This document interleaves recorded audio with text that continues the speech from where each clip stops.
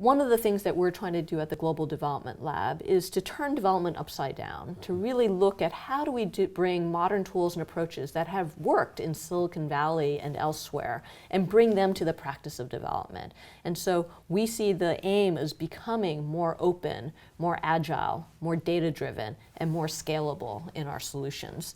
And so the grand challenges and prizes and our other open innovation competitions sort of address that first stage of being more open, and we believe that we'll come up with better solutions by tapping into the ingenuity of people from around the world, from all walks of life, whether they be local entrepreneurs, whether they be students, whether they be in the private sector or otherwise, because the best ideas often come from unexpected places and often from bringing people with different perspectives together. Through our traditional processes of procuring development solutions, put out an RFA or RFP, it's usually only the usual suspects that are large multinational organizations that are able to compete for those. And so we're trying to lower that barrier to entry so that more people can apply their ingenuity to the biggest and toughest challenges of the world. I have a feeling that kind of attitude probably sends shivers down a few people's spines around Washington. I mean, what success do you think you've had at the Global Development Lab in actually getting, say,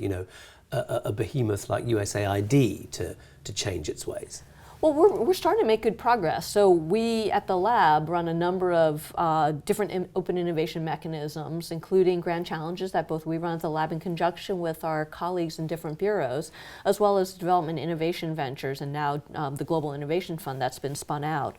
But what I'm even more excited about is these are a drop in the bucket. They're tiny compared to the spend of USAID. That's the problem, though, isn't it? Well, but you have to start somewhere. And so, but they're always only ever going to be tiny, aren't they? I mean, I don't think USAID's procurement is not going to be done on the basis of grand challenges in the majority. I hope that will change, actually. So our role of the lab is to experiment with these new approaches and show that they can work. So I think we've shown some good successes with the grand challenges in DIV and GIF.